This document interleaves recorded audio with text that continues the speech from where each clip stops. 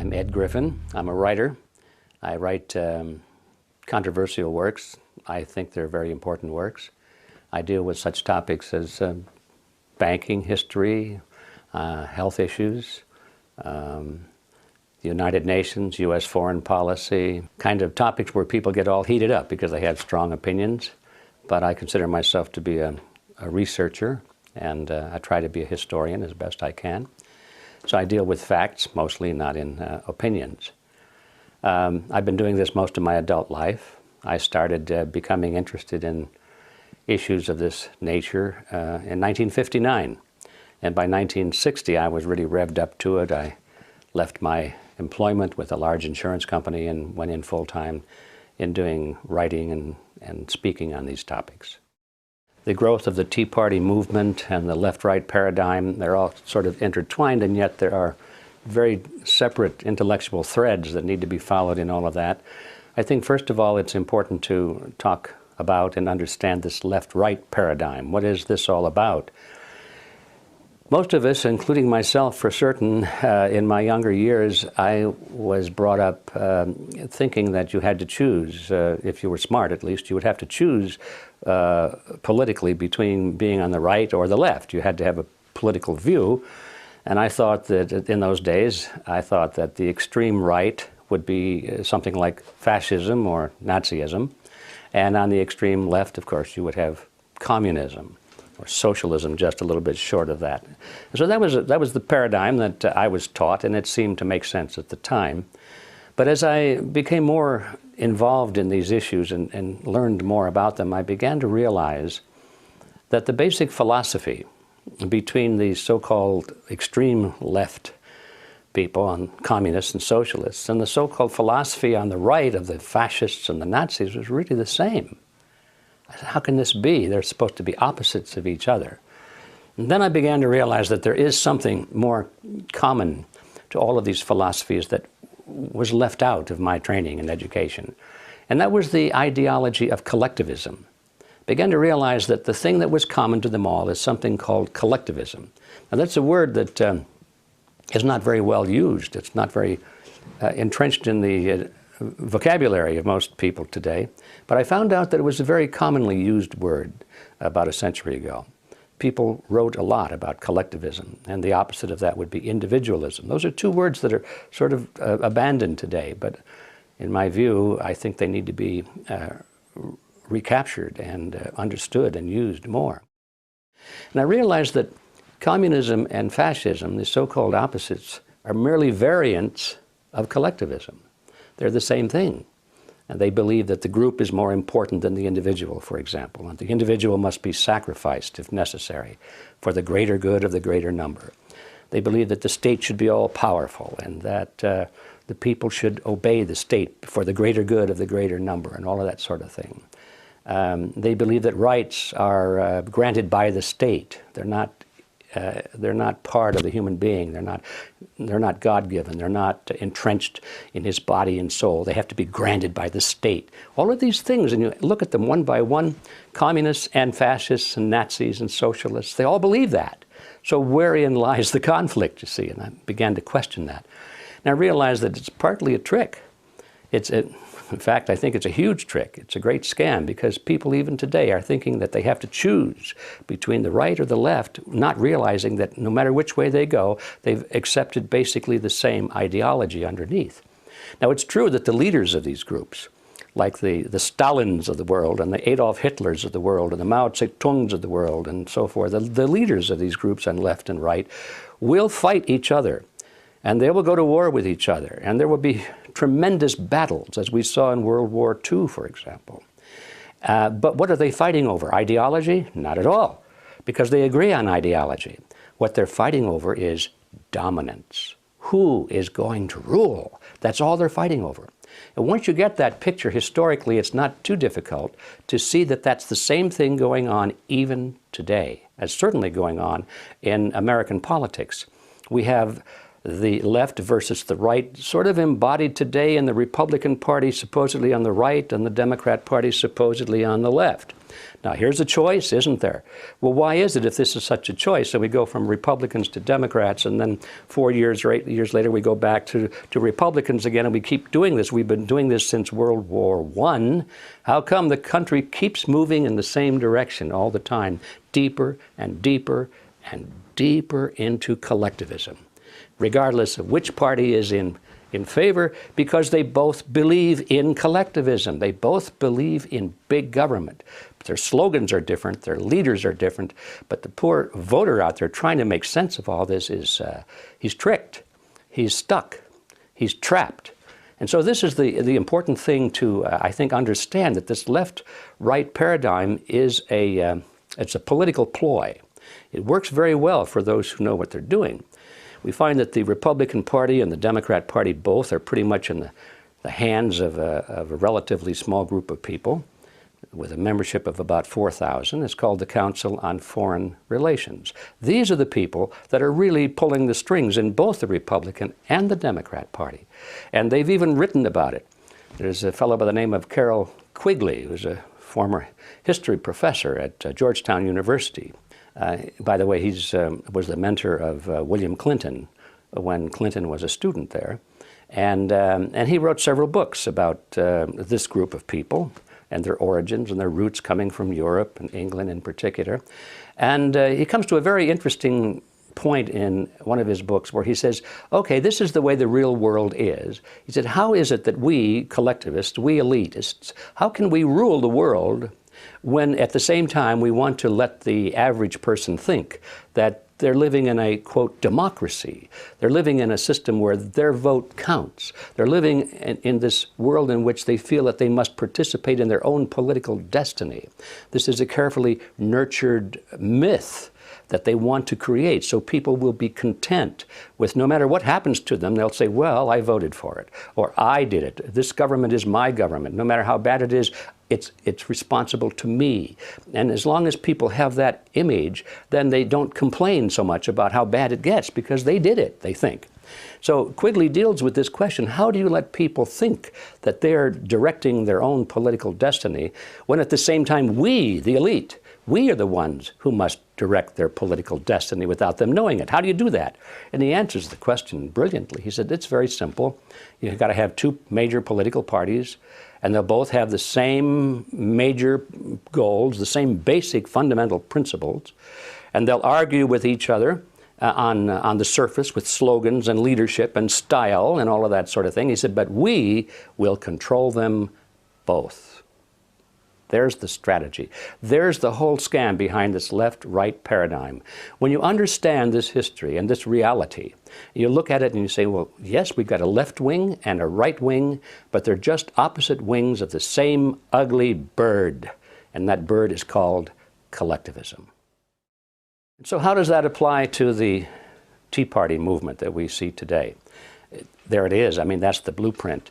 The Tea Party movement seems to have been a very genuine, spontaneous movement arising from people who were unhappy with both the Bush administration and the candidacy of Obama.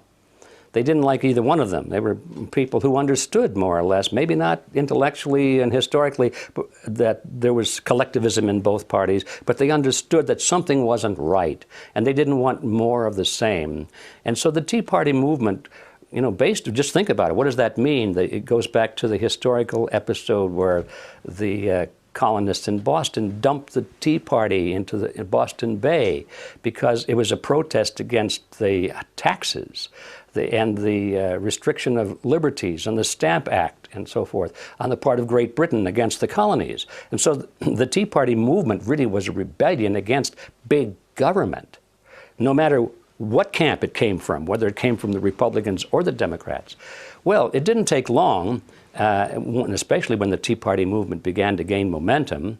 And I was privileged to see that because I was invited to participate in some of these early events. And I remember the first event I went to, maybe they had a couple of hundred people. But they were all, you know, dedicated to the principles that made this country great. It had nothing to do with Republicans or Democrats. It had to do with political philosophy, the concept of limited government and the people being in charge, not the government in charge. So I saw it start in a small fashion like that. And then over the next couple of years, it grew and grew and grew until finally it was a very large movement. And at this point, the political parties, the leadership of the political parties began to take very careful note of it. And they said, wait a minute, this is something we should be doing, because they're experts at orchestrating movements and letting the people think that it's their movement, you see. This was a genuine grassroots spontaneous movement. Had nothing to do in the beginning with political parties. Well, the leadership of the parties couldn't let that be, so they both looked at it very carefully, and the Democrats decided that because of the nature and the slogans and so forth, it didn't fit well. So they began to attack it. They began to try and make it look like it was a bunch of idiots and wackos and tin hat people and all this sort of thing. And the Republicans thought, this is something we can use. And so they started to go into it as best they could and take it over. That was their goal, to copt it for their program.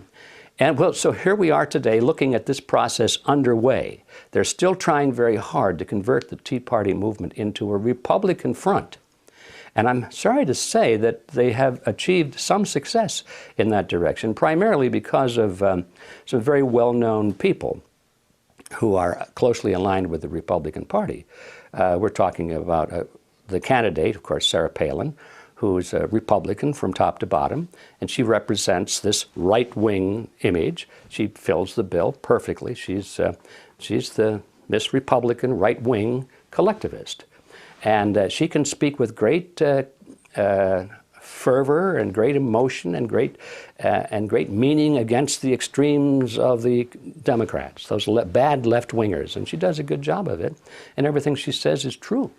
But she doesn't speak out against those bad right-wingers, you see, because she's part of that group. Her mission is not to bring about a restoration of the principles of America, but to get the Republicans back into power. That's her mission. And of course, we have people like Glenn Beck, who have the power of the Fox broadcasting system behind him. That's tremendous power. And he's always speaking against those bad left-wing Democrats with great conviction and great fervor and great truth. Nothing wrong with what he says. What's wrong is what he doesn't say. He'll never attack somebody from the Republican Party. We've got people like Rush Limbaugh, plays the same role. He's very good at exposing the Democrats. He's very good at pointing out the absurdity of the left-wing philosophy, but he'll never say anything bad about a right-winger or a Republican. So there you have it. Of course, on the Democrat side, you've got the same team. You know, these are the cheerleaders and the players. They work together.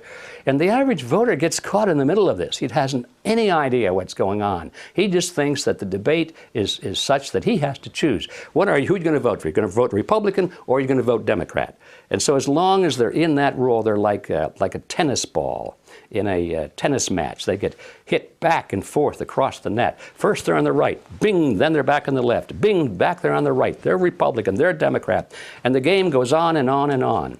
And although it's possible for the players of that game to win, the tennis ball never wins that game.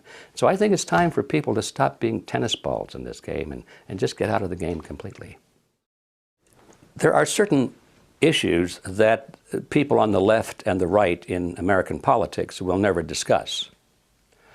And the reason they won't discuss them is because they agree mutually.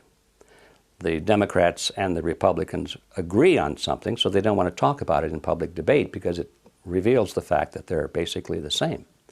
They only talk about things on which they disagree.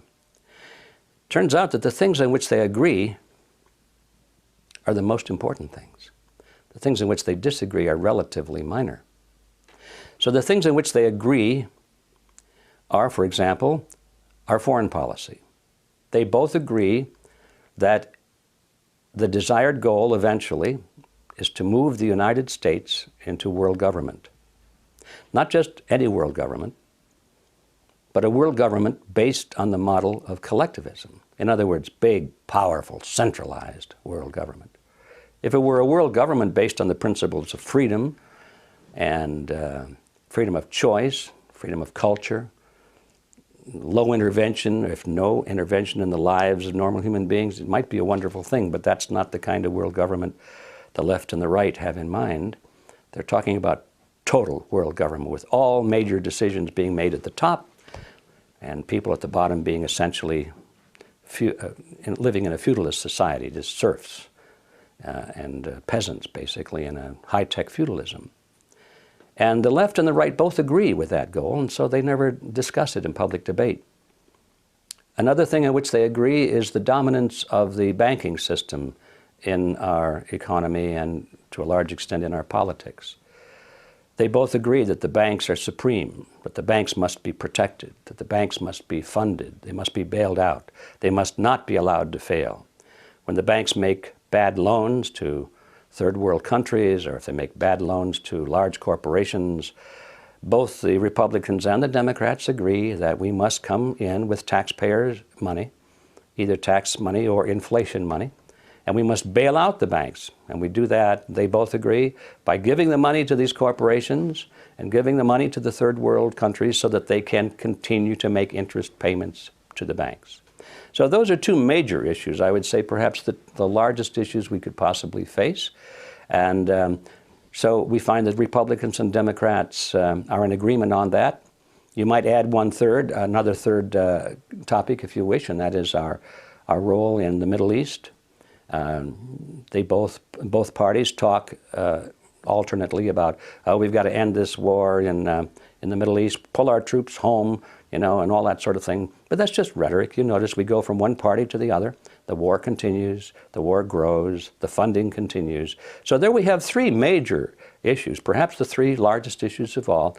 And there's no debate between Republicans and Democrats as to what to do.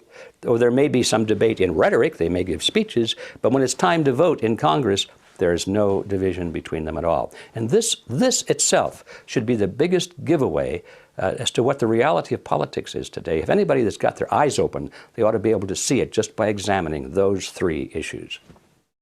I do believe that when Ron Paul ran for president and, to everyone's amazement, achieved such great support in spite of the roadblocks that were put in front of him, and in spite of the total disinterest on the part of the major media, so that he was practically unknown to large segments of the people. Parenthetically, I would say that if the media had given Ron Paul anywhere near the same exposure they gave to the Republican and Democrat, the old-style Republican and Democrat Party candidates, I think he probably would have been elected. But anyway, that was sort of a phenomenal event, that somebody who did not have the endorsement of the establishment and who spoke so clearly on issues, the very issues that we were talking about, the issues of the war, the issues of the economy and bailing out the banks and the Federal Reserve System, and the issue of national sovereignty. These are issues that mainstream Republicans and Democrats don't want to touch because they agree on that. Ron Paul disagreed with what the Republican and Democrat Party were doing on that, and so he spoke about it. And the fact that, in spite of the fact that he was the only one talking about these issues, he got so much support, tells me that there is a latent power, there's a latent awareness on the part of the American people just waiting to be tapped. I think those who are controlling the two-party system are very much afraid of that. They don't want that to be tapped. And that's why they are working so hard now to put controls on the internet, because the message that Ron Paul was delivering was primarily delivered over the internet, not through the major channels of communication. So now we see almost daily efforts on the part of the mainstream political figures to concoct different ways and different reasons and different excuses for putting controls on the internet. They're going to license people so that you can't even have a blog, they say, unless you have a license from the government. They want to put filters on the search engines so that you can't even look up certain words and things like that. Actually, I think what they're trying to do here in this country is pretty much imitate what they're already doing in China, for example. They really admire that system in China.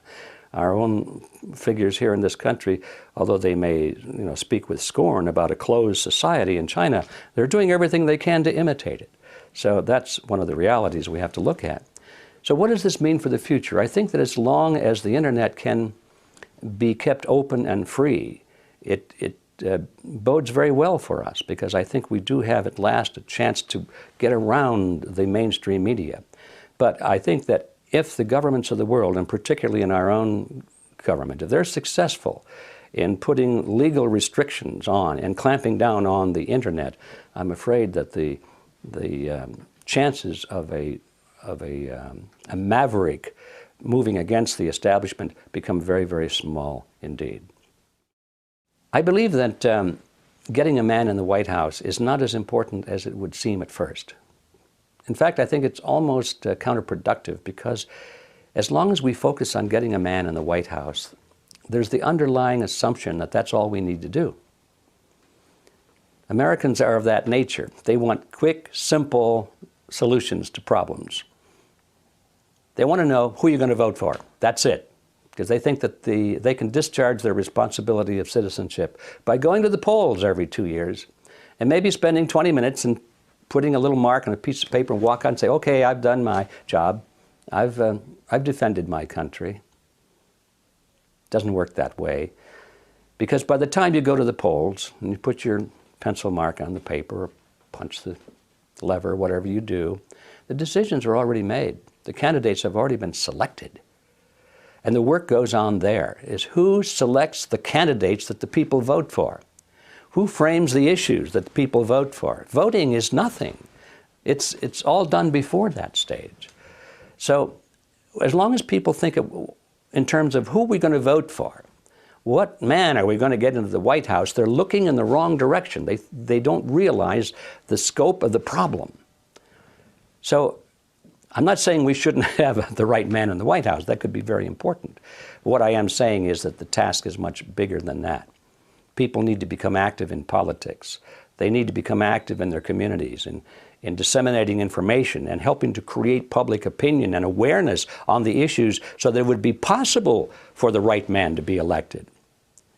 Right now, you know, Ron Paul probably would have more support if people understood more about the Federal Reserve System. When he started to speak about it early in his campaign, most people were saying, huh, what's all that about? But because of the internet and because of the distribution of so much material on the Federal Reserve System, including my book, which probably played a small part in that, there was a substantial number of people who did understand that, hey, wait a minute, the Federal Reserve System isn't a government agency, it's a cartel, it's a banking cartel, and it's working against the public interest. So when there was enough people that could say that and understand what they were talking about, all of a sudden the momentum began to move toward Ron Paul instead of away from him. Yes, people still said, I don't know what he's talking about, but more and more people were saying, I do know what he's talking about, and he's right on target. And you reach a critical mass with that. When enough people start saying, yes, yes, he's right, then the others who don't know anything are listening say, what are they talking about? And now they take an interest. So I think that we're almost at the point now of this tipping point, or the critical mass, where people do understand the scam behind the Federal Reserve System. I think if Ron Paul and other candidates would just continue emphasizing this issue alone, I think it could make the difference. It could be the difference between recapturing the country and not doing so. Back to the old line political figures in the Republican Party, it is true.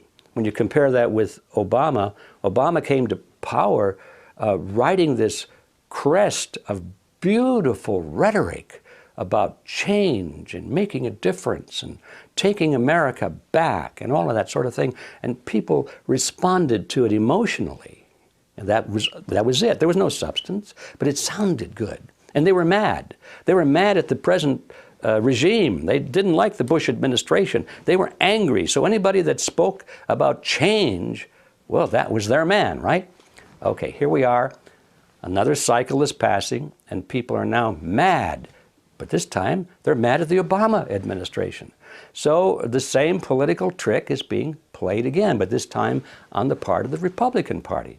The Republican candidates now are issuing great emotional heartwarming statements about loving their country and restoring the Constitution, taking our country back, bringing about change, reducing government, and so forth. And you look at who is saying these things.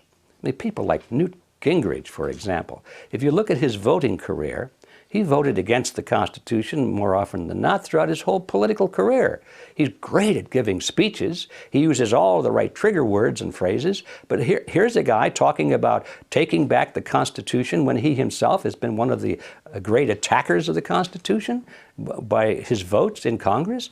So it's come to the point where people have to stop listening to the rhetoric and start looking at the actual voting record of these people.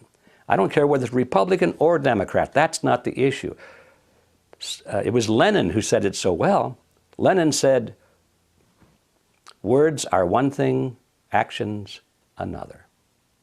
Of course, when Lenin wrote that, what he was telling his followers is that tell them what they want to hear. Don't worry about telling a lie. They want to hear lies, he said. Words are one thing. Tell them what they want to hear. Get elected. Come to power. When you're in power, he said, then do what you want to do. Words are one thing, actions another. So he was advocating lying. Well, believe me, professional politicians understand this same technique. They would never come out and advocate it in public. They'd deny it. But look at their records. Don't listen to their words. Look at their actions, and then you'll know what kind of a game they're playing with us.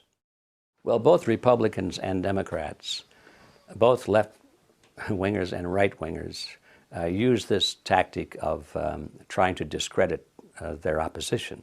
And they're very good at it.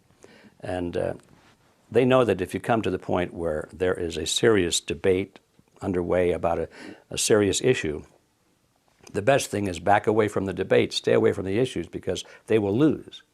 So they start attacking their opponent's character or their intelligence, or they try and look for something in their past to make them seem like they're evil people. And it's called demonizing. You demonize the opposition. This is an old tactic that's been going on for a long, long time.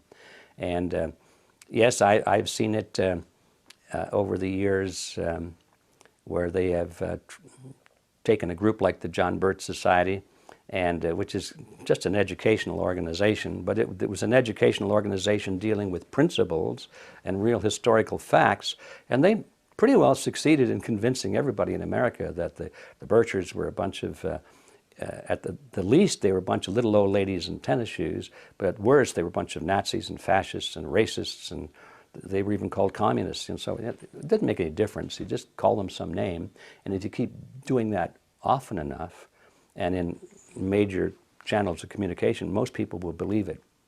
So that's a tactic that's well used, and I think we have to be alert to it. Also, we have to be alert to the fact that the people that we're talking about, these elitists, it's hard to find a better word, but the ones who want to really control this international collectivist government, they are not dumb. They have a lot of money, and they have think tanks that work out strategies. And one of the strategies they have always used is to lead their own opposition. And they try to lead their own opposition because, first of all, they know there's going to be opposition, so why wait around? Why wait around for real opposition to develop? If you know what's going to happen, send your own people out there and let them pretend to be your opposition, and everybody will follow them, especially if they're well-funded. And if they give the right speeches and say the right words, you know, those nice campaign speeches, for example. But they're really controlled by the very people they're speaking against.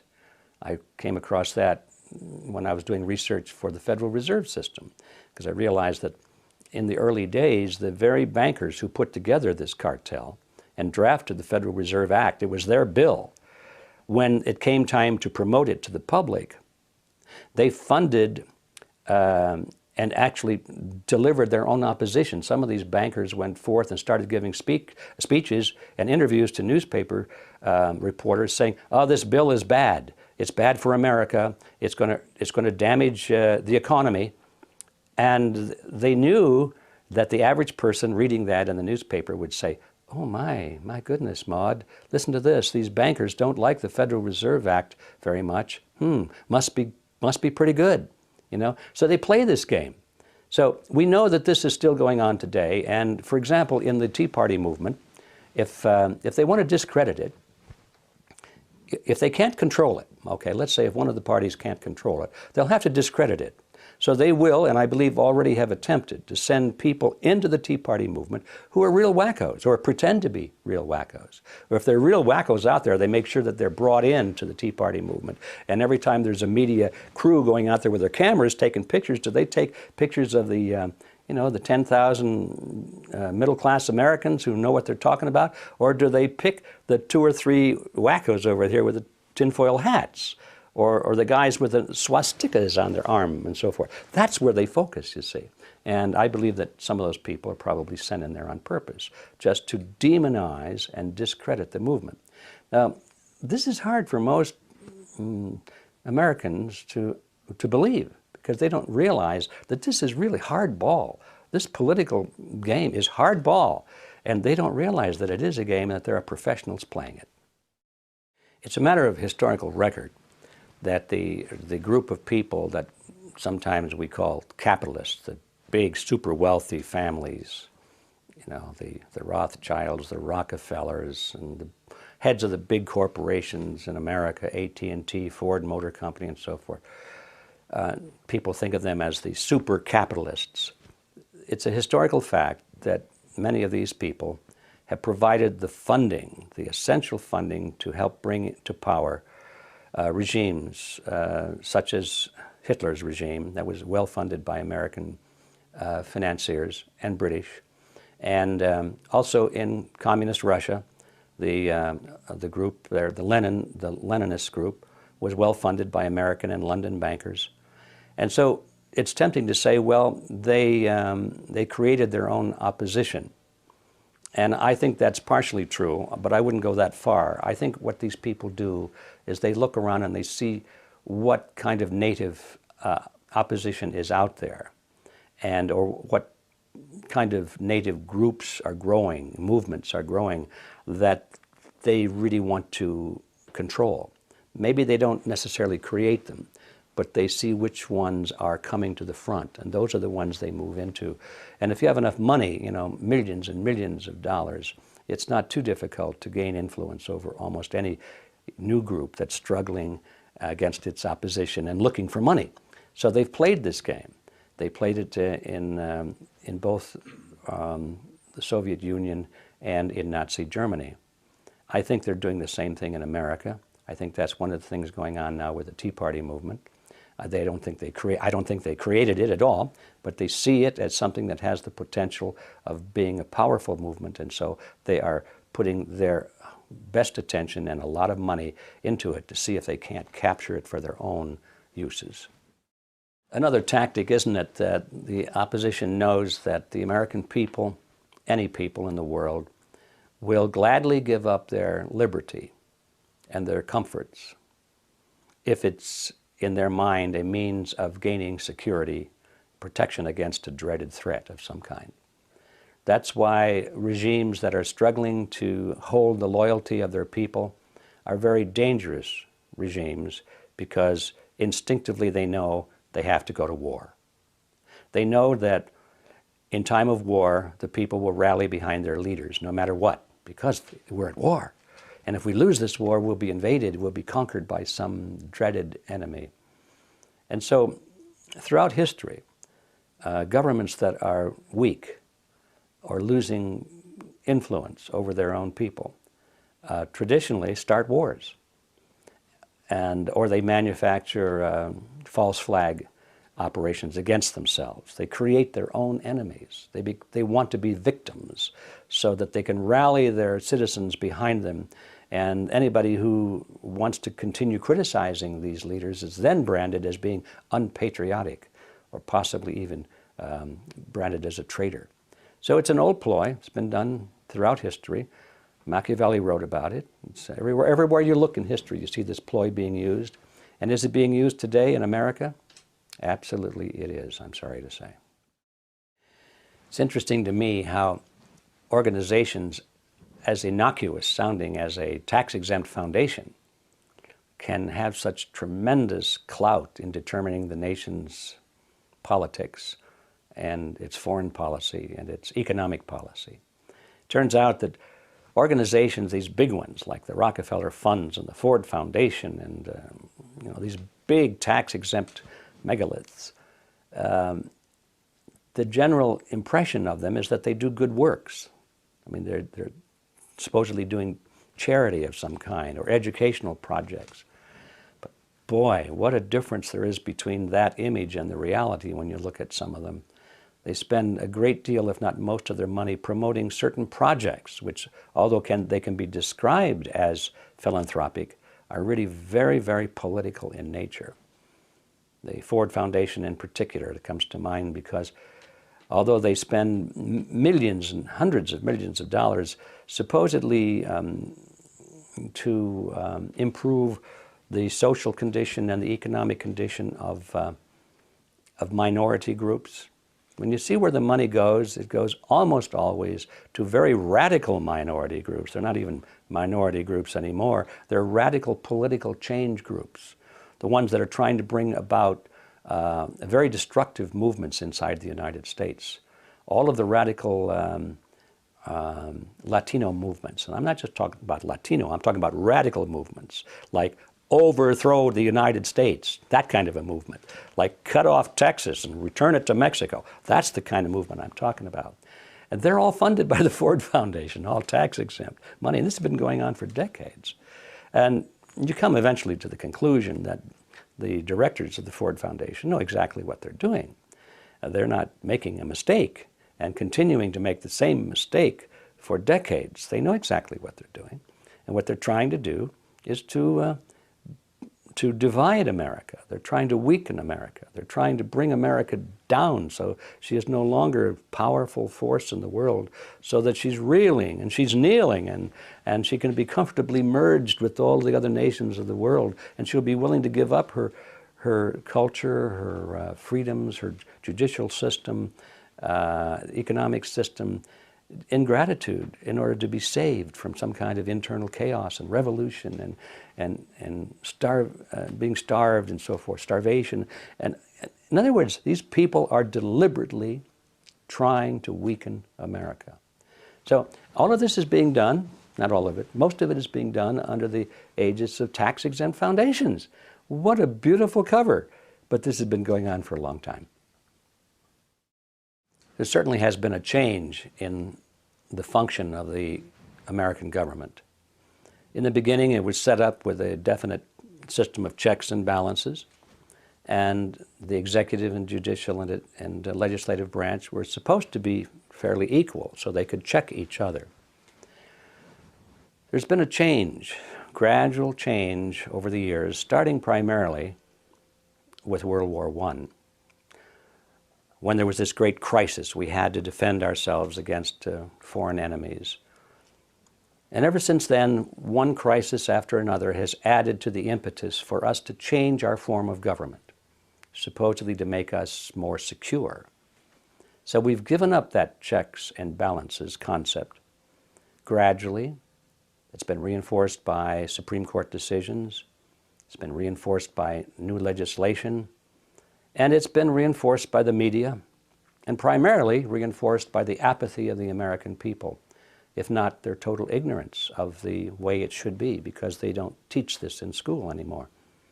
So it's happened. No matter how it's happened or who's responsible, it has happened, so that now we do not have checks and balances between three forms or three branches of government. A realistic appraisal is that we have a dictatorship. It's a democratic dictatorship. And most of the power resides in the hands of the President of the United States. Originally, the President was supposed to be like the President of any corporation. He took orders from the Board of Directors. And he didn't determine policy, major policy at least, maybe minor policy, but the major decisions were made by the Board of Directors. And his job was merely to implement those policies. That's the way it used to be in America. The president was a relatively unimportant person. He was selected by the states, and he was to implement policies of the Congress. Today, that's not the case. Today, the president is basically the same as a king. We don't call him a king. We don't say Your Highness, we say Mr. President. But he has almost unlimited powers, the same as any great ruler of history. And Congress, although we still think of it as being an important body, pretty much steps back and lets the president do whatever he wants to do. Congress theoretically has the power of the purse because they can vote the money to fund the projects of the president. But even that has been circumvented because now the president has worked, and not just the current president, but this whole process has worked out ways and means by which, in partnership with the Federal Reserve System, they can create funding without Congress. So now the president has special funds for this and special funds for that and secret funds for this. The president can, with a stroke of a pen, just create all kinds of money without Congress even having any say-so in it at all. So we come to the sad conclusion that the United States is no longer the country it was. And the question is, what are we going to do about it? The old methods of writing a letter to your congressman don't work anymore. It's time for fundamental change. And that's not going to happen, though, until more and more Americans, first of all, wake up to the reality of their present plight. That we're still living in a dream world, still reading in our history books, looking at pictures of George Washington and his white socks and so forth, and the signing of the Declaration, and we think it's still that way. It's not that way, folks. And so people live in this dream world. The first step is to realize what we're really living under, what kind of a system we're really living under, and then to go back and figure out what kind of a system do we want to restore.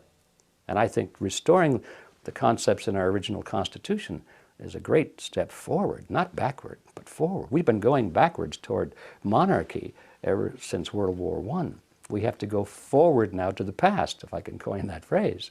But that's not going to happen until a large number of Americans understand that it has to happen.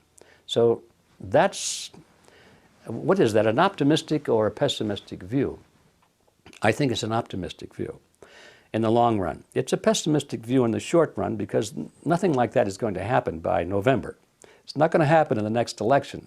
Americans are always focused on, well, how can we make this happen quickly so I can go back to my golf game? I don't want to spend a lot of time on this. If I'll become active maybe for a few months and I'll vote for a candidate or something, but don't drag this thing out, please, because I'm too busy.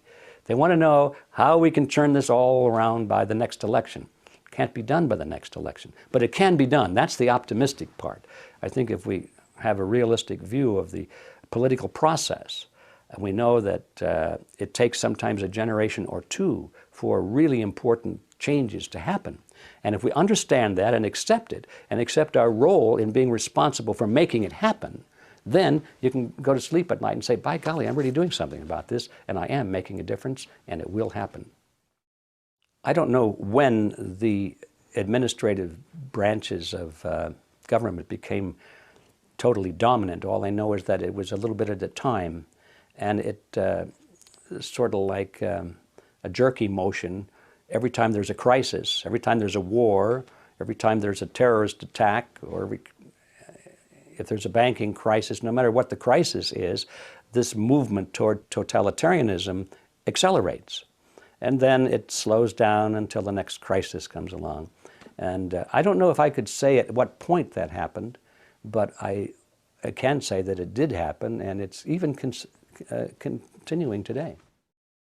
Yes, I did see the clip in which Hillary Clinton says that, I think she was saying it was nice to be so close to the headquarters of the Council on Foreign Relations because she didn't have to go very far to find out what to think and how to act on certain issues, or something to that effect. And I'm sure she's been embarrassed by that statement and probably has issued some kind of a qualifying statement that, well, she didn't mean it quite that way. But the fact of the matter is, I think she did mean it. Most people know in politics, they know that the Council on Foreign Relations is the center of all of this, that's where the power is. And you just don't get the green light to move up in politics unless the switch is thrown in the building there at the Council on Foreign Relations office. That's why all of the major candidates for office appear at the CFR conferences, and you can see video clips of them on the internet now and then.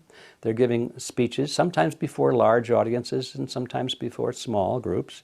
But it's clear to me that they're brought in and they're treated very nicely, and then they're asked some questions to see how they think and how they would act under certain circumstances, and what is their view on this policy and that policy.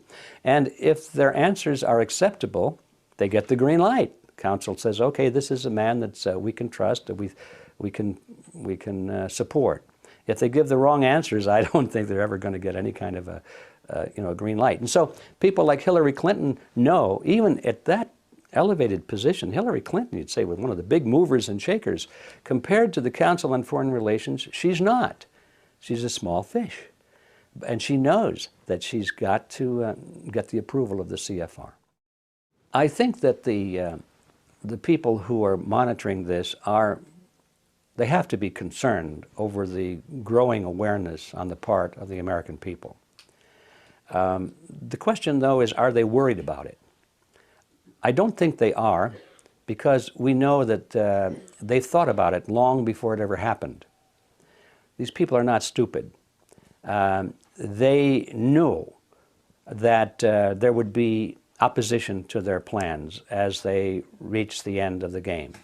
They know that as people begin to lose their economic freedom, and they know that as one crisis after another descends upon them, there's going to be opposition. And so they planned on this a long time ago.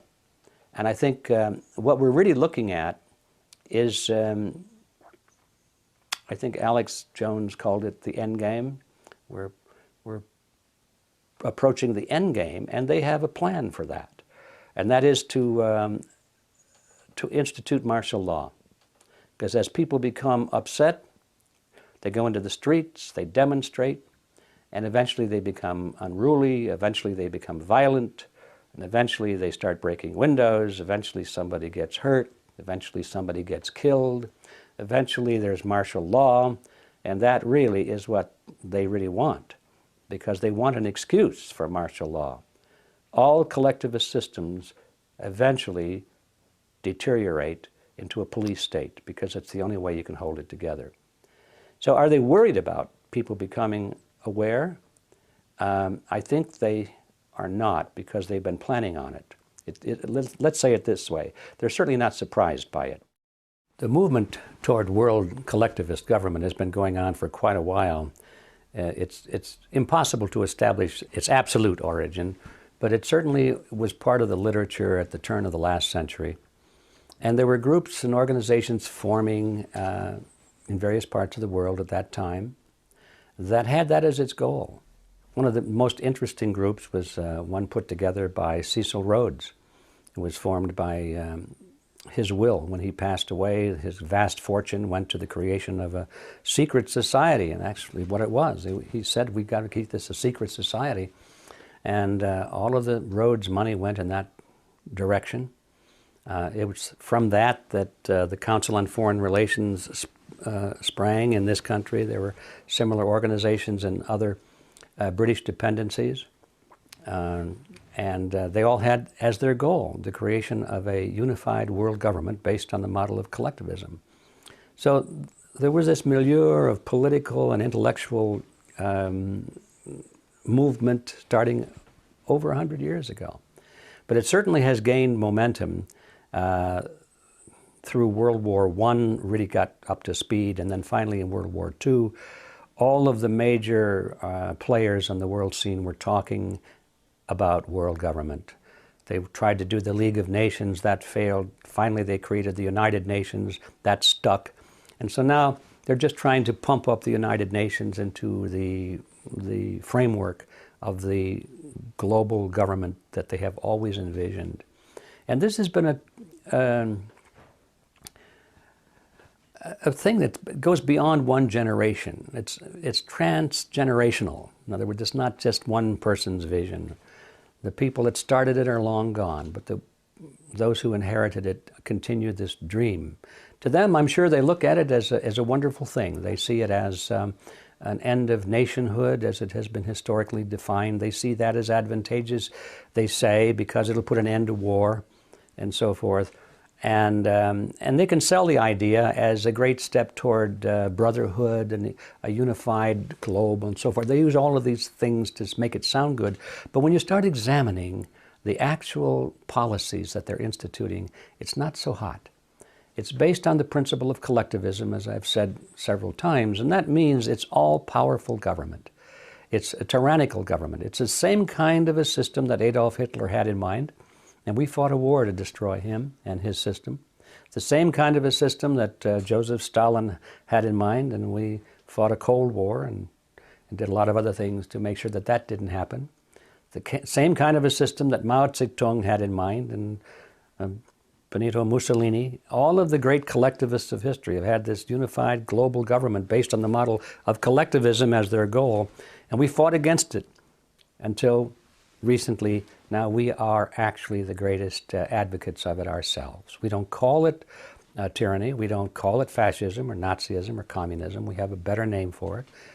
The name they have chosen is the New World Order. That's their favorite phrase for it. But when you examine its nature and its essence, it is a collectivist system, powerful government, little people at the bottom taking orders. So this is the concept. It's been under evolution for over 100 years. It looks like it's coming within sight now. We've seen the nations of Europe amalgamate into the European Union. The sovereignty of all of the European nations has been pretty well lost now to the European Union, and they've always said that was a stepping stone toward the creation of a true world government, is to unite the smaller governments of the world first into regional groupings, such as the European Union. They have one in mind for Asia and Africa, and now they're talking about doing the same on the North American continent, called the North American Union, and it'll be a merger of the United States, Mexico, and Canada. A process that they deny that is underway, but it is definitely underway, and it's been underway for over a decade. And if you examine some of the laws and administrative rulings that are coming out of the federal government at all levels, they often use the word harmonization, meaning they're going to harmonize or attempting to harmonizing our laws with the laws of Canada and Mexico. So this process is well underway. We have seen the euro, a replacement of national currencies in Europe, a single regional currency. Now they're talking about the same thing here in the United States. To get rid of the US dollar, get rid of the Mexican peso and the Canadian dollar, and create a new currency for the three. They'll probably call it the Amero. That's the name they seem to be favoring at the moment. Step by step, this structure of world government based on the model of collectivism is being erected. Every day you can look in your newspaper and see evidence of another brick that's been put in place. Another timber has been put in place. It's going on and on. So is this a good process or a bad process? Is it an inevitable process? Well, first of all, I don't think it's inevitable because it has to be done by people, and people have to want to do it or not want to do it. It's well advanced because the people that are in charge, the people we elect, the people who are running our own government, the people who are running the governments of these other nations, at the top, these people are all for it. So that's why it's happening. At the voter level, I don't think most people even know that it's happening. And if they did know, they'd probably say, I don't think this is a good idea. So the trick has always been how to make this happen without getting the American people or the people in Britain or France or Germany or Mexico or Canada too much alarmed about it before it's too late. That has always been the strategy that they have followed. So that means they have to deny that it's happening. It means they have to do it behind closed doors. That means they don't bring it up for a vote in Congress. They do it administratively rather than legislatively. And all of those strategies and tactics are being used. Is it a good thing or a bad thing? In my view, it's a very bad thing because I think collectivism is the graveyard of civilization. It's certainly the graveyard of freedom. If you just think about it, no collectivist system in the world has ever been the kind of a place where freedom was prosperous. People always wound up in the gulag or some kind of a concentration camp if they disagreed with their leaders. All of these factors, I think, need to be understood in order for us to come up with an intelligent plan of what to do about it. Because all of this is, academic unless we come up with a plan of what to do about it. And the first step in knowing what to do about it is knowing what not to do about it. And by that I mean what not to do about it is to fall for this left-right paradigm where both the right wing and the left wing are both pursuing this objective but fighting each other. And if we get caught up in that trap, we'll spend all of our time fighting the leftists or fighting the rightists, and it doesn't make any difference because no matter which side you're on in that battle, you still are promoting this globalist government strategy. So the first thing to know is don't get trapped in this left-right paradigm. The next thing is to know what you want. It's not enough to know what you don't want. Of course, we don't want tyranny, of course, but what do we want? Well, the average person would say, I just want to be free. Then you'd ask that person, well, what is freedom? Well, that's a good question, isn't it? What is freedom? A lot of people think that freedom is merely not being in jail. That's their definition. If you're not in jail, you're free. It doesn't make any difference if you're not free to live where you want to live, or hire who you want to hire, or travel where you want to go, or spend your money the way you want to spend it, or write what you want to write, or go on the internet and say what you want to say. They don't think that's important as long as you're not in jail. They call that freedom. I don't think that kind of a definition of freedom is worth fighting for. So we have to know what we want. What is freedom? That's the reason that we created Freedom Force International, because our movement there is attempting to define that. We have defined it. We have the Creed of Freedom, which is, in our view, a very positive statement of what freedom is. And we have the commandments of freedom, the things that thou shalt not do, for example. Very simple things, but all of the great movements of history have always started with simple concepts. The freedom movement in America and in the world right now is in very serious need of some simple concepts, some simple principles, some ideas that you can believe in. You know, the old saying is, if you don't believe in something, you will fall for anything. It's very true. And so the first step toward reversing this drift toward global, collectivist, tyrannical government is to know what we believe in. What is freedom? And be able to define it, to be able to defend it, to be able to argue against the collectivists and say this system is better than that for this reason, and this reason. And then finally, the ultimate question is, well, who's going to do this? It's easy to become despondent, discouraged, and say, well, nobody cares. My neighbor is out cutting his grass. He's a good guy. We talk about baseball. We talk about the weather. We can talk about the latest movies. But he doesn't want to talk about politics. He doesn't care about the economy. He just doesn't want to become informed, and he certainly doesn't want to take any personal responsibility for monitoring and changing the system. So how are you going to fight this great drift toward global government with all of these powerful people at the top and nobody on the street cares? And the answer is that all movements of history have always been determined by less than 3% of the population. You don't need everybody out there. In fact, it'll never happen. It'll never happen. Never happened before in history, and it won't happen now, and certainly won't happen in the future. 3% or less of the population are always the movers and the shakers. If you can reach 3% of the people who really care and who really have the mindset and who are willing to make the sacrifices and the dedication to this task, it can be done. And the guy next door will continue to push his lawnmower, and he'll go whichever way the system goes. It's always been that way. So we don't need to be discouraged by the fact that not everybody is taking an interest. Our job is to find that 1, 2, or 3% of the people who do care, get the message to them, join forces with them, and then we have to come to power. Coming to power means we have to get into politics, we have to get back into the media centers, we have to communicate this information to everybody we can, we have to let our voices be heard in the great in the great power centers of society, the political parties, the labor unions, the church organizations, the media centers, and so forth. This is where we, the 3% or less, must go to work. This is where we're going to find the battle. This is where we're going to engage the enemy, and this is where we're going to recapture all the respective countries of the world. There is this false competition between the left and the right perspective. We've got the masked raider with the black mask there in the wrestling ring, and then the guy comes in with the blue cape, and they go into this great phony wrestling match, and it's a great show. It's a great show, and they got cheerleaders, the commentators, you know, on the left and the right, and the public enjoys the game. They like watching the match. It's exciting, isn't it? I mean, they throw each other out of the ring, they beat each other up.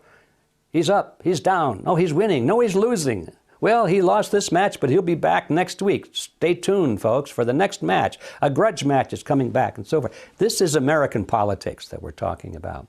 Both of these professional wrestlers, they beat each up a little bit in the wrestling match, and they go in the locker room and they pat each other on the back and go out and have a beer together and say, well, that was a pretty good show. What are we going to do next week? This is American politics. And we have our cheerleaders, you know, the news commentators and the talk show hosts on the left and on the right, and they frame the debate. They won't let the American people debate the real issues. They won't let them even think about the real issues, which are we going to keep American sovereignty or not? Are we going to let the Federal Reserve System, which is a banking cartel, continue to run our government or not? They won't let us talk about those things. So that's the problem. As long as we depend on the phony wrestlers and depend upon their well-paid cheerleaders in the media to keep us focused on secondary issues, we're never going to get out of this mess. So the first thing is to recognize the problem, see who the opposition is, and then walk away from them. Well, I think the kind of a show that Glenn Beck puts on is first of all, it's very entertaining, and he does a good job of it. I have a little trouble with his television persona. I don't really go for it very much, but a lot of people do because he seems to be so sincere and so emotional and so patriotic, and he loves his country and so forth. And that sells pretty well. Am I questioning his sincerity? Yes, I am, because I know it's a show. And I know that if he were really as concerned and patriotic as he presents himself to be, he would be exposing criminal activity on the right as well as on the left. Then I would know he was sincere. But because he is so well-defined right down the middle, he attacks only those on the left and lets everybody on the right get off scot-free. I know that this is a phony wrestling match. We have to realize that the Fox News network is part of the Rupert Murdoch empire. And like so many of the other great media centers, like ABC, CBS, NBC, they're all in the hands of members of the Council on Foreign Relations. Murdoch himself is a member of the Council on Foreign Relations. So what does that tell you? It tells you that there is an agenda. These people have an agenda, and they boast of it. It's not hard to find out what it is. The agenda is world government. The agenda is world government based on the model of collectivism. So we know that Murdoch would not allow a consistent program or movement within his network channel to exist unless it furthered, at least in his mind in some way, it furthered that agenda. So we know that this is a rigged game to start. So how does that fit? So we've got the Fox network over here, which represents the right wing of this right-left paradigm. And we've got other groups over on the other side, which I won't mention them because there's so many of them, but they represent the left wing of this paradigm. It depends on who you're listening to and which channel you're looking at. You get this cheerleader effect. These are the good guys on the right, and everybody on the left is bad, or the other way around, everybody on the left is good, and everybody on the right is bad. And this is no accident. The Fox network fits the role of being the cheerleader for anything on the right, which means currently at least the Republican Party. And they do a great job of that. And when Glenn Beck draws the chart showing the lineage and the connection to the Communist Party and all of that, I have no doubt that that's true. But why doesn't he do the same thing for the Bush family, for example, showing its connection to the Nazis in Germany and the banking connection where they funded the rise of Adolf Hitler? Why doesn't he do that? He'll never do that. And he would ridicule anybody who would bring it up. He would call them a conspiracy theorist or something like that. That's the role he plays, and he plays it very well. So in order to drive this ping pong ball or this tennis ball back and forth over the net, going from Republicans to Democrats, Democrats to Republicans, you've got to have people who are expert at criticizing the other side. I mean, that's part of the game.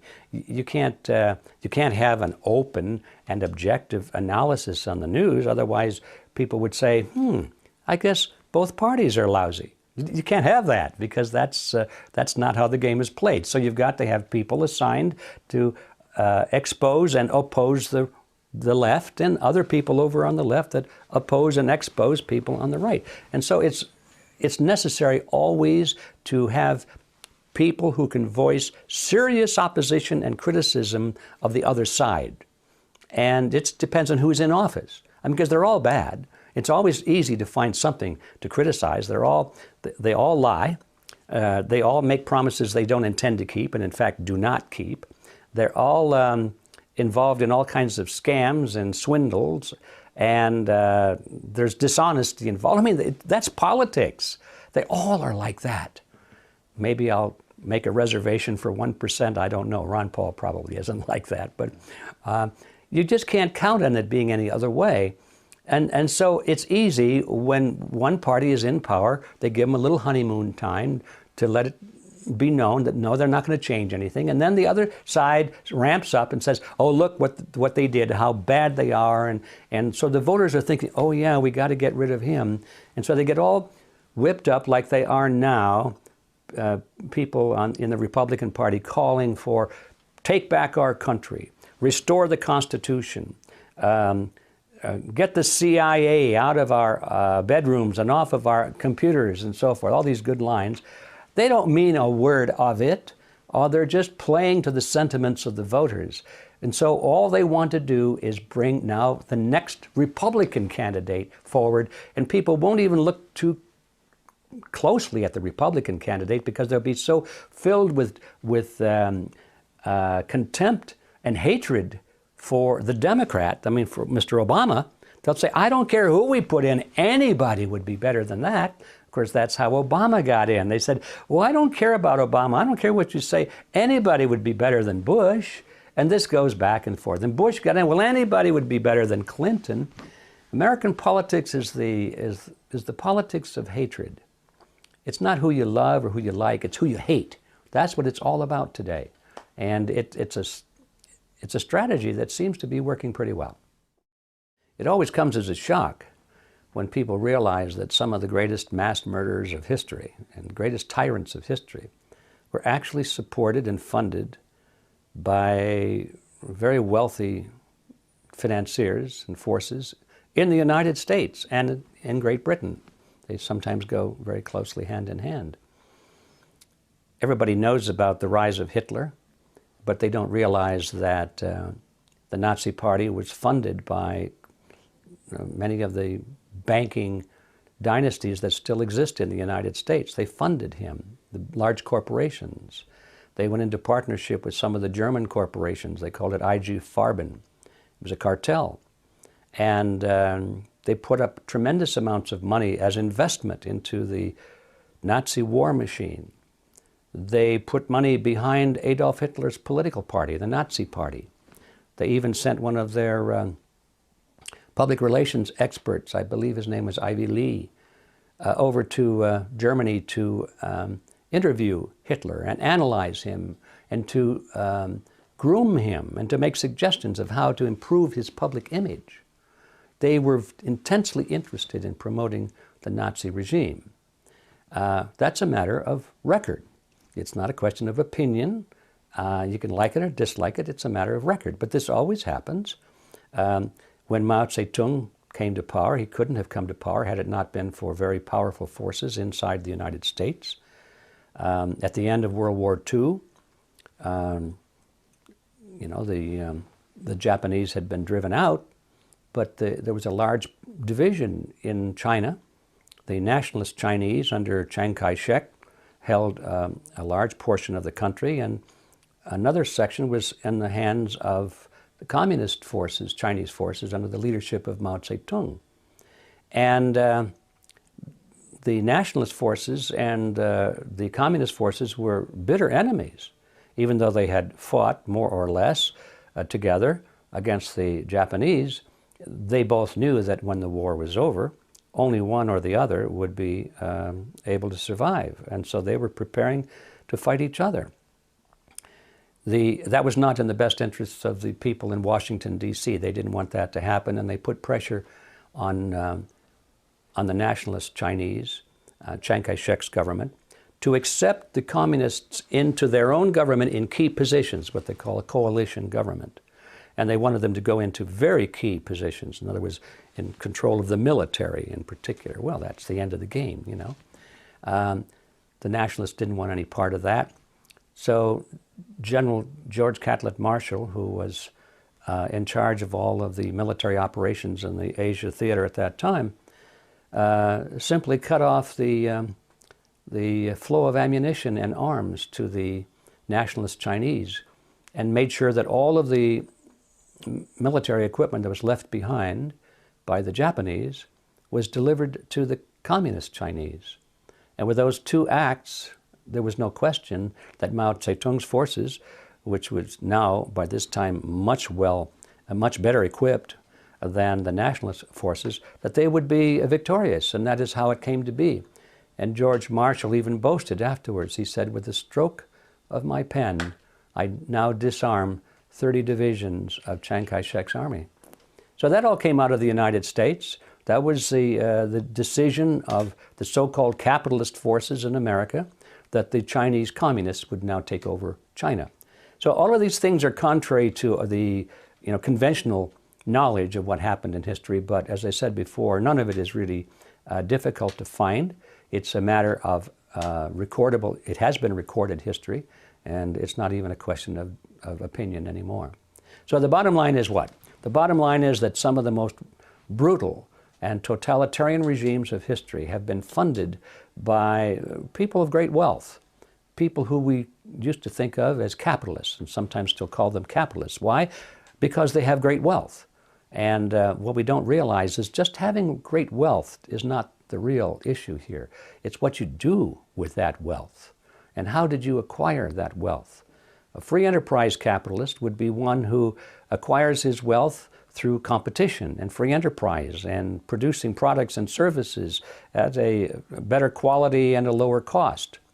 A monopoly capitalist would be one who acquires his wealth by purchasing the loyalty of politicians and the passing of certain laws to throw the weight of government in his favor and to put obstacles in the way of his competition.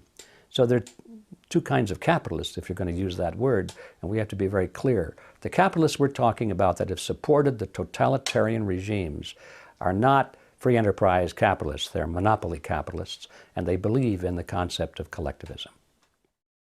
The issue of bank bailouts is a very simple one. You can make it complicated, but at its core, it's a very simple issue. And that is that the banks who own the Federal Reserve System, it is a cartel of banks, have great influence over our federal government. And when the banks got in trouble and were about ready to go bankrupt, most of them, if you looked at their balance sheets, they were technically bankrupt because they had made so many bad loans to third world countries or large corporations, and these countries and corporations were no longer able to continue paying interest on these loans. The bank was coming to the point where they had to write these loans off as bad loans. That would have destroyed the banks.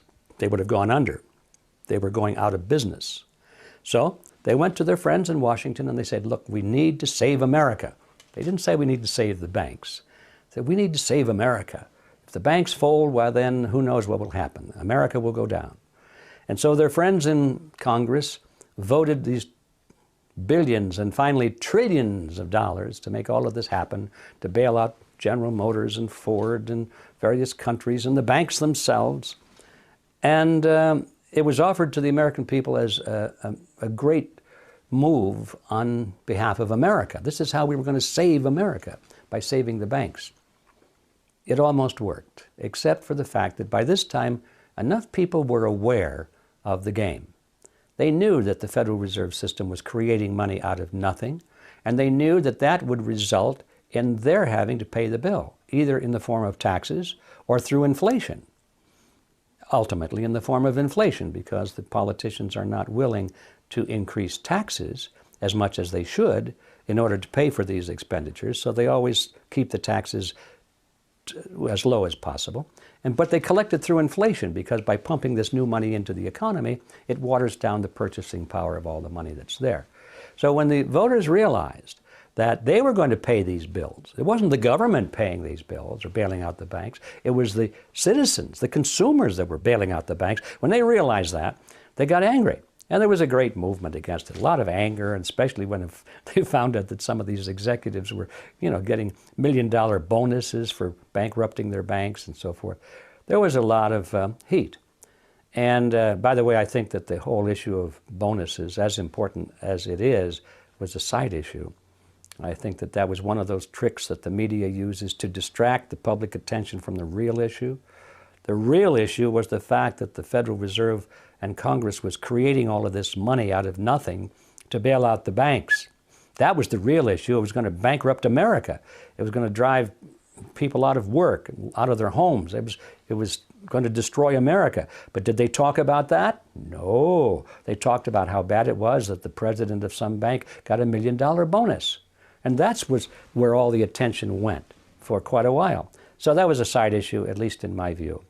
So there we have it. What can you say? Even though the people are upset about it, it didn't make any difference, because the people do not control their government.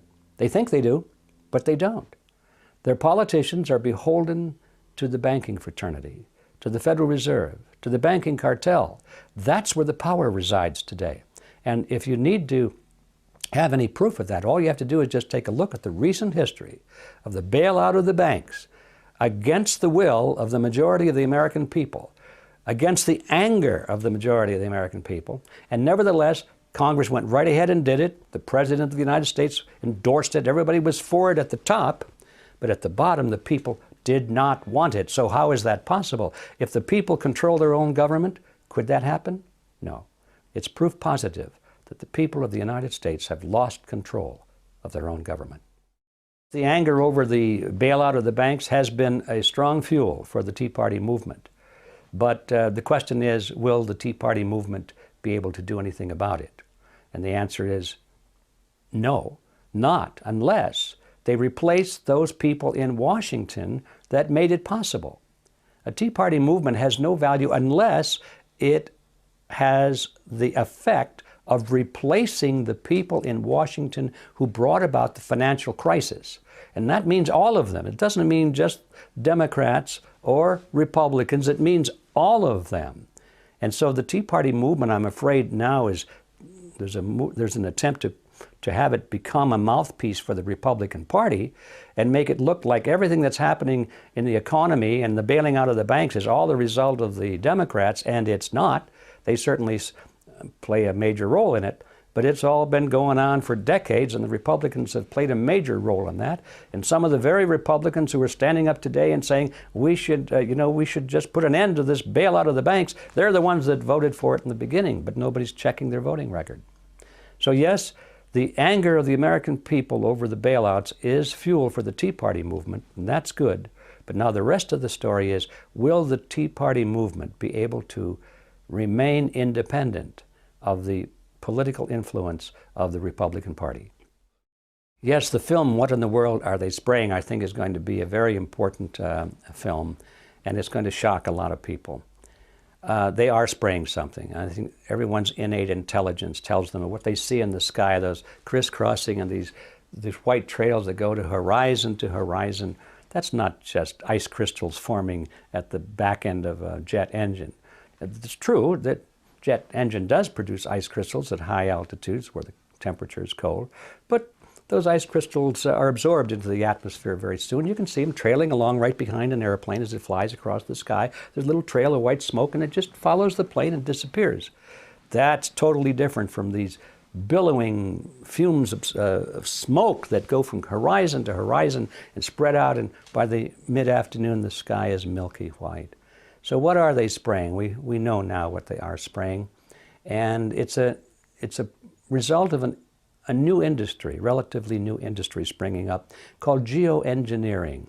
There's a group of scientists and political figures and corporations who are planning to make a great deal of money and achieve other goals as well, other agendas as well, in changing the nature of our planet. They say they're doing this because they want to stop global warming. That's their main excuse. I should go on record right now by saying I think that global warming is a total myth, but that's not the issue right now. Even if it were true, they claim that they're trying to stop global warming, but what they're really doing is creating something far more devastating than anything global warming could do. They claim that they want to control the weather. They claim they want to improve crops. They claim that they want to change the nature of the soil and the water for the betterment of mankind. Always, of course, for the betterment of mankind. They're always doing it for us, you understand. It's a big industry. And they say that it's just in the talking stage right now. They say we're talking about spraying aluminum and barium into the atmosphere. And they say we need to do studies to see if there are toxic effects and so forth. And they're saying all the right things as though they're deliberating it. But the evidence is abundant now that this has been going on for over a decade. It's been going on. It's going on right now as we speak.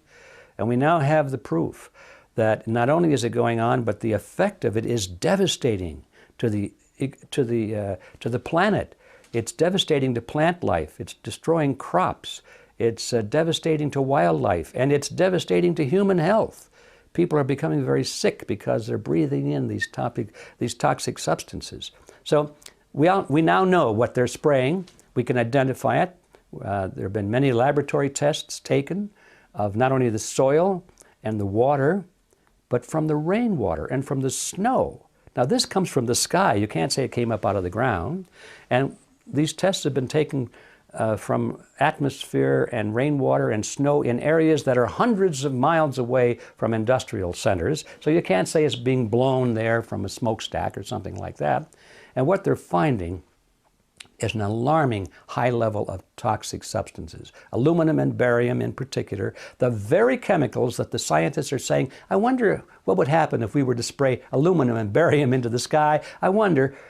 That's what they're finding coming out of the sky right now in huge quantities. On Mount Shasta, for example, you should find no aluminum whatsoever in snow up there because it came from the sky. There's no aluminum in the sky in an area like Mount Shasta, pristine Northern California wilderness.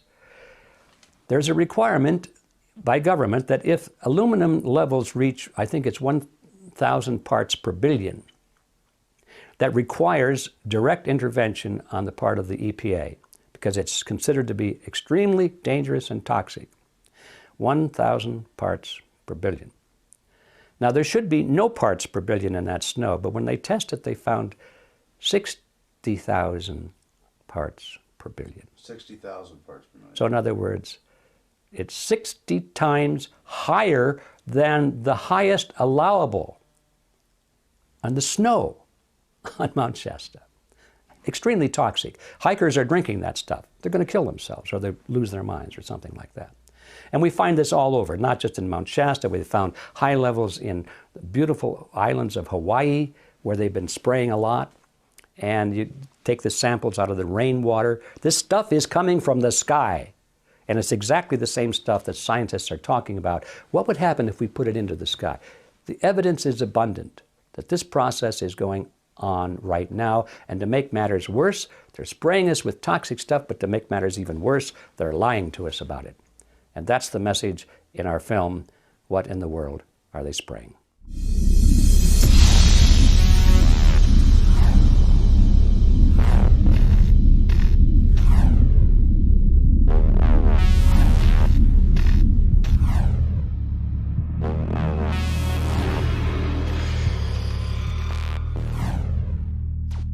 Visit Infowars.com and PrisonPlanet.com. When you're on the sites, you can also tune in 24 hours a day to my daily radio broadcast. There's also a free iPhone app to listen to the syndicated radio show when and where you want.